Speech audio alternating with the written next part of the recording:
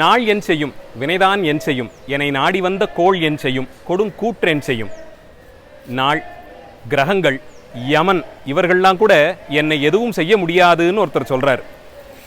அவர்களெல்லாம் நம்ம பார்த்து பயப்படுற அளவுக்கு நம்ம கிட்ட தோத்து போக முடியுமான்னு கேட்டா, முருகப்பெருமானுடைய திருவடிகள், அதிலே அணிந்திருக்கக்கூடிய சிலம்பு, அவன் அணிந்திருக்கக்கூடிய கடம்ப மாலை, அவன் திருக்கையிலே இருக்கக்கூடிய வேல், இவற்றையெல்லாம் சிந்தித்திருக்கக்கூடிய அடியார்களிடத்தே யமனும் பயந்து ஒதுங்கி இருப்பானாம். சீர்மிகு செந்தூர் 4வது நாள்.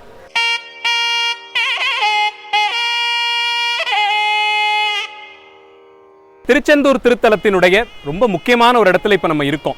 இந்த ஸ்தலம், இந்த ஸ்தலத்தினுடைய புராணம், இதைத்தான் இப்ப நாம சிந்திக்கவிருக்கிறோம். பின்னாடி தெரியுது இல்லையா, இந்த மணற்பாறைகள், இதுதான் இந்த தலத்தினுடைய ஒரு பெரிய மலை மாதிரி இருந்த அமைப்பு. கடலை ஒற்றி பக்கத்திலேயே மலை போன்ற அமைப்புகள் நிறைய ஊர்களில் நீங்க பார்த்திருக்கலாம். அதனால தான் இந்த ஸ்தலத்திற்கு முருகன் வந்த பொழுது இதுவும் குன்றாக ஒரு மேடு பகுதியாக இருக்க அதன் மேலே எழுந்தருளி இந்த இடத்திலே தங்கியிருந்தான். கந்தக்கடவுள் திருச்செந்தூர் திருத்தலத்திற்கு வந்த வரலாறு சூரனை சம்ஹாரம் செய்யன்னு பார்க்கிறோம். சூரனுடைய பட்டணம் வீரமகேந்திரபட்டினம் அப்படிங்கிற ஊர் இந்த கடல்லேயே இங்கிருந்து சில யோஜனை தூரத்தில் கடலுக்கு நடுவே இருந்ததாம். பல கோடி அளவிலே பெருசாக எல்லா திசைகளையும் ஆக்கிரமித்து பெரிய பெரிய கட்டிடங்கள், உயர்ந்த மதில்களால் சூழப்பட்டும் இருந்ததாம். அந்த ஊர் அழிந்து போக வேண்டி சூர சம்ஹாரம் நடக்கணும். அந்த சம்ஹாரத்திற்காக பாசறை அமைத்துக் கொண்டு முருகன் தங்கியிருந்த தலம். இங்கே வந்திருந்து இங்கேயும் ஒரு சிவலிங்க பிரதிஷ்டை செய்து சிவபெருமானுடைய 5 முகங்களை குறித்து பஞ்சலிங்கங்களை பிரதிஷ்டை செய்து முருகப்பெருமான் வழிபட்டார். அதனால தான் இன்னைக்கும் இந்த ஊர்ல முருகன் எழுந்தருளி இருக்கும் கர்ப்பகிரகத்தை ஒட்டியே பக்கத்துல ஒரு குகை போன்ற சன்னதிக்குள்ள பஞ்சலிங்கங்கள், 5 சிவலிங்க வடிவங்களை எழுந்தருள செஞ்சிருக்காங்க. முருகன் வழிபட்டதாக சொல்லப்படும் பஞ்சலிங்கங்களையும் தரிசனம் செய்தால்தான் திருச்செந்தூர் யாத்திரை முழுமை அடைகிறது. பல சிறப்பம்சங்களோடு கூடிய திருச்செந்தூர் தலத்தின் புராணமும் இந்த தலத்திலே முருகக்கடவுள் குடிகொண்ட சிறப்பும் இதுதாங்க.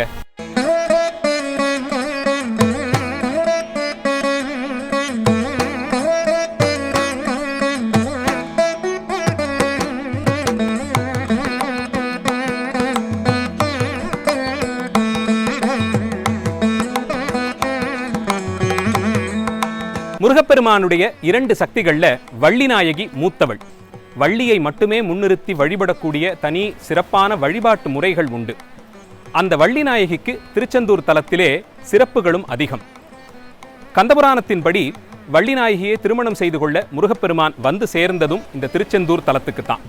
அவள் வேடுவர் குலத்திலே ஒரு மான் மூலமாக வள்ளி கிழங்குகளுக்கு நடுவே பெண்ணாக பிறந்திருந்தாள்.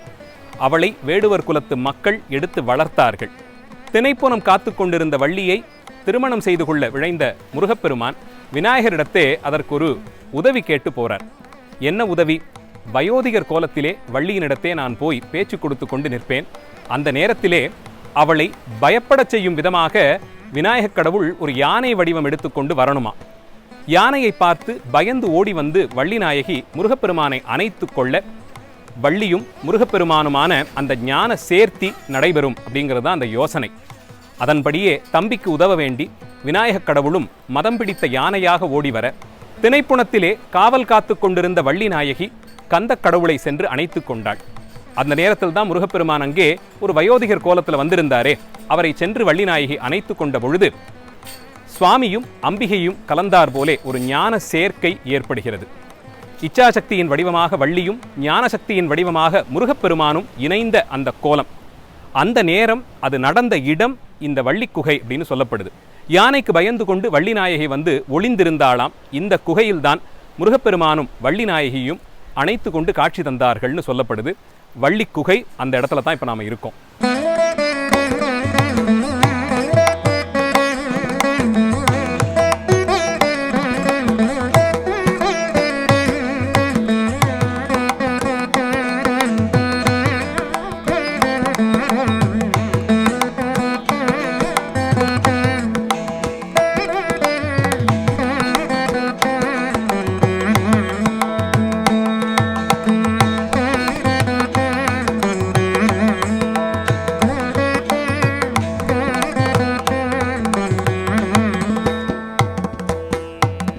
திருச்செந்தூர் சண்முக பெருமானுடைய ஆலயத்தின் முதல் பிரகாரத்தில் இருக்கும்.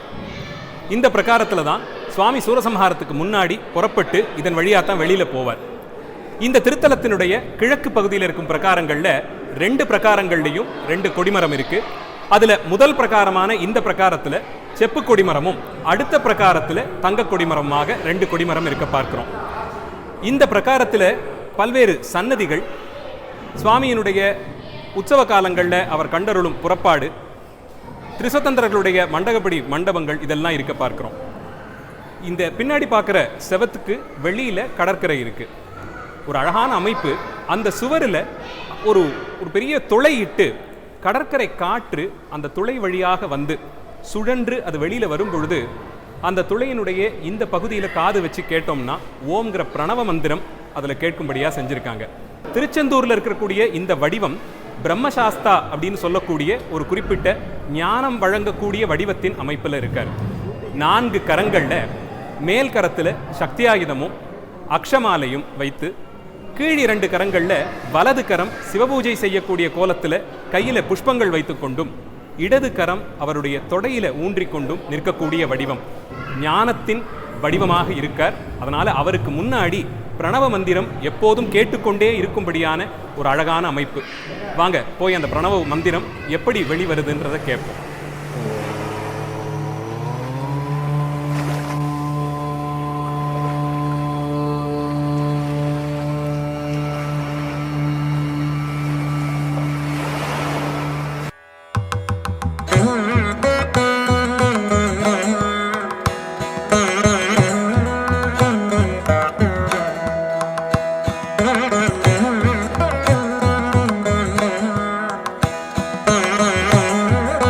காற்றுப்பட்டா உடல் சம்மந்தப்பட்ட வியாதிகள், சுவாச பிரச்சனை.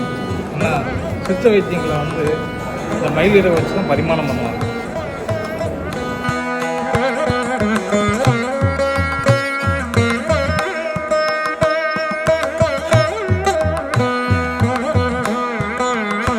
திருச்செந்தூர் தலத்தினுடைய இன்னொரு முக்கியமான சன்னதி சத்ருசம்ஹார மூர்த்தியோட சன்னதி. மயில் மேல் உட்கார்ந்து கொண்டு வேல் எரிந்து சூரனை சம்ஹாரம் செய்யக்கூடிய முருகனுடைய வடிவம். இங்கே வந்து வேண்டிக் கொண்டு அழிக்கப்பட வேண்டிய எதிரிகள் நமக்குள்ளேயே இருக்கக்கூடிய ஆணவம் முதலான கெட்ட குணங்கள், தீய எண்ணங்கள் இதெல்லாம் அழிந்து மனது சமநிலை பெற்று நல்ல ஞானத்தோடு ஆனந்தமாக நான் இருக்கணும்னு இந்த சன்னதியில வேண்டிக்கணும்.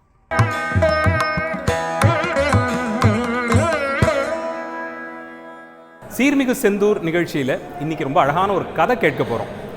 19ஆம் நூற்றாண்டினுடைய ஆரம்பத்தில் எஸ்ஆர் லூசிங்டன் அப்படிங்கிற பேரில் ஒரு கலெக்டர், ஆங்கிலேயர், இந்த பகுதியினுடைய கலெக்டராக இருந்தவர்.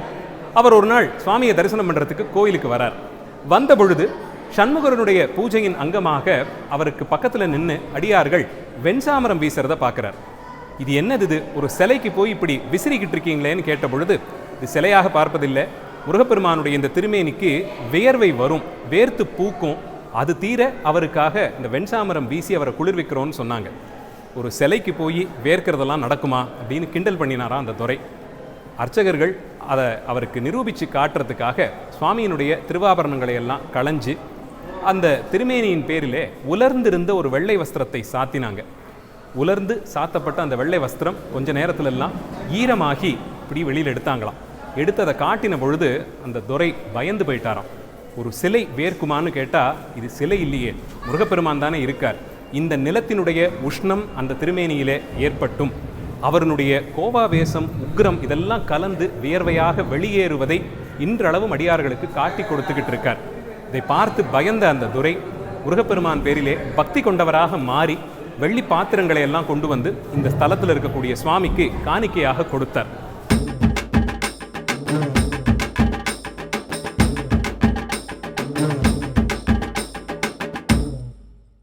சூரபத்மன், சிம்ஹமுகன், தாரகாசுரன் இந்த 3 பேரும் அண்ணன் தம்பிகள். இது இல்லாமல் இவர்களுக்கு உடன் பிறந்தவர்களும் நிறைய பேர் உண்டு. கிரௌஞ்சன்கிற பேர்ல மலை வடிவமாகவே ஒரு அசுரன் இருந்தானாம். அஜமுகி அப்படிங்கிற பேர்ல ஆட்டுத்தலையோட ஒரு தங்கையும் இருந்தாளாம். இவர்கள் எல்லோரும் சேர்ந்து கொண்டு தான் தவம் செய்தார்கள்.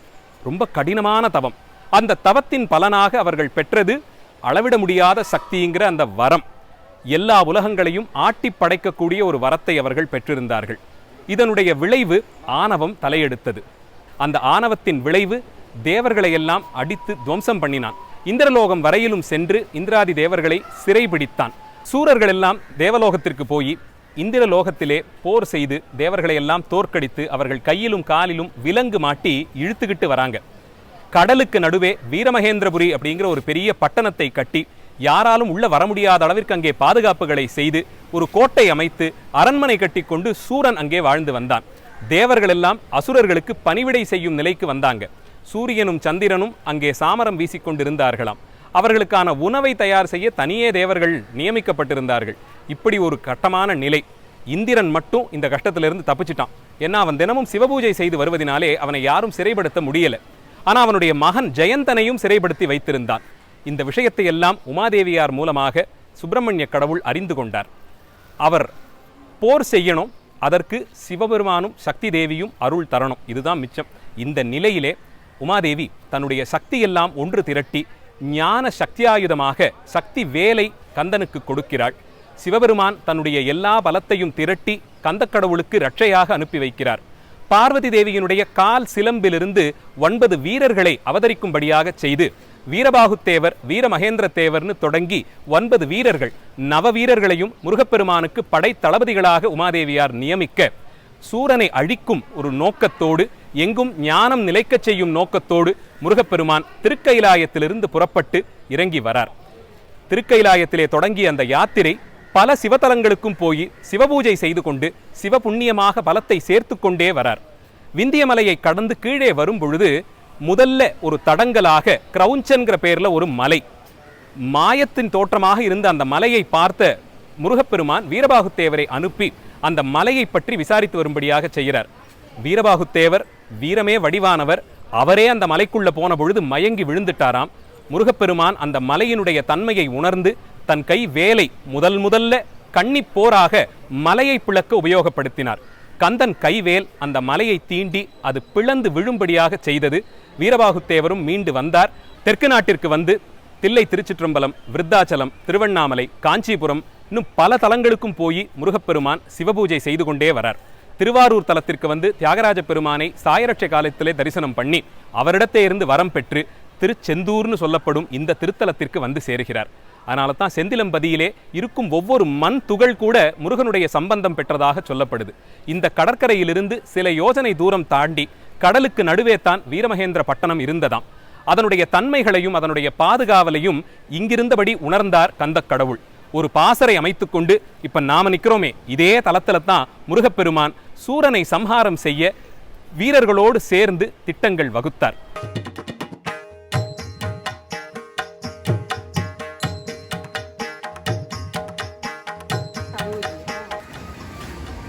இல்லை, எனக்கு முருகனை ரொம்ப பிடிக்கும். அவரு சொன்னோன்னு எனக்கு சந்தோஷம் தாங்க முடியும். கதை தானே சொல்றாரு. கதையா இருந்தாலும் அவர் பேரை உச்சரிக்கும் போது அவ்வளவு சந்தோஷமா இருக்கு. நீங்க எவ்வளவு வருஷமா இருக்கீங்க இந்த கோவில்ல? 6 வருஷம் இருக்கும். இந்த மாதிரி யாரும் சொல்லி கேட்டது இல்லையோ? கேட்டிருக்கேன், நான் இப்படி கேட்டது இல்லை. எனக்கு சின்ன குழந்தையில இருக்கும்போது எங்க அப்பா என்ன சொல்லி கொடுத்தாங்களோ அதே மாதிரி இங்க சொன்னோன்னே எங்க அப்பா ஞாபகம் வந்து. அப்பா பேரு விஜயா. இந்த ஊரா?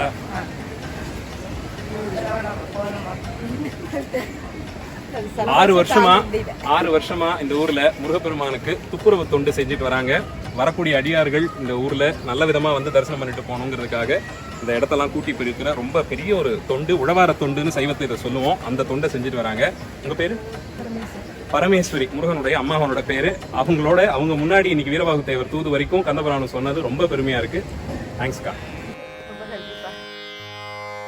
கொம்பனையார்காக மோதிரு கண்களிலா மோத சீதள குங்கும பாடீர பூஷண நகமேவு கொங்கையின் நீராவி மேல் வளர் செங்கழு நீர் மாலை சூடிய கொண்டையில்லாதார சோபையில் மருளரே உம்பர்கள் சுவாமி நமோ நம எம்பெருமானே நமோ நம ஒண்டொடி மோகன